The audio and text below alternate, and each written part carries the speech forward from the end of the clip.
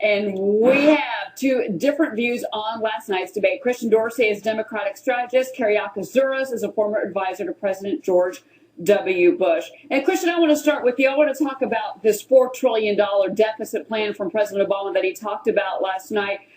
He said he has proposed a specific $4 trillion deficit reduction plan, but our research, call them the brain room, they're the best. They say, look, he's already banking a lot of legislation that has already passed when he says he's going to be reducing the deficit by $4 trillion. Is Mr. Obama being fair? Is he being honest with the American people, Christian? He's counting things that have already been agreed to as part of the Budget Control Act. There's about $1 trillion there. He's also counting winding down the wars in Afghanistan.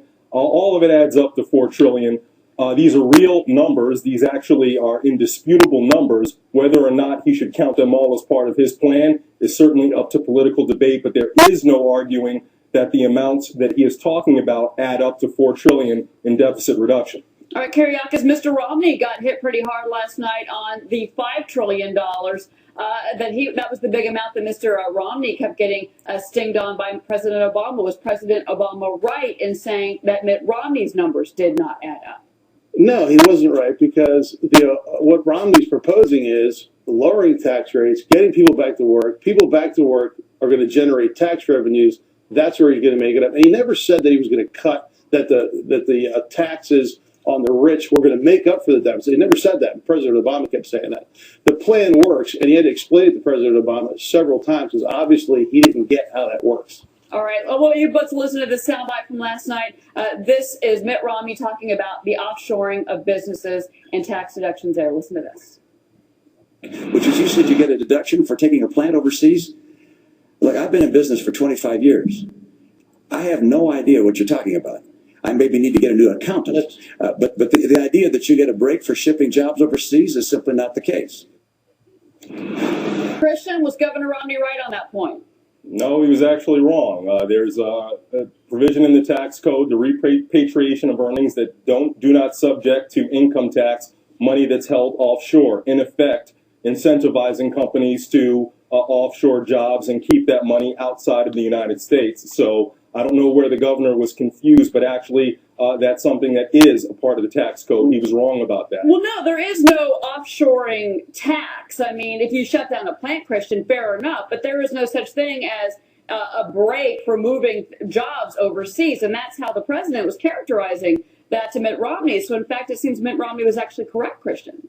No, there's no tax provision that specifically says you're going to get a tax cut for offshoring, but in effect, if you do offshore, you receive a tax benefit by keeping those earnings overseas. So the net effect is the same, even if it's called something different. Okay, Kereakos, how did you respond to that? How would your former boss have responded to that?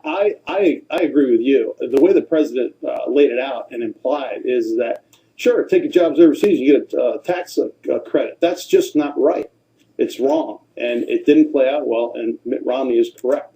Look, I'm in small business. I've been in business for 25 years myself. I've never heard of such a thing. All right, maybe I need to get a new accountant too. And I don't know if Christian is in small business or even business at all. But I'll tell you, it doesn't work that way. Yeah, well, I have been in small businesses, but we're not talking about small businesses here. We're talking about major corporations. So it doesn't matter. Corporations. It doesn't work that way. You do not get a cut or a break for moving your company overseas. You don't do that.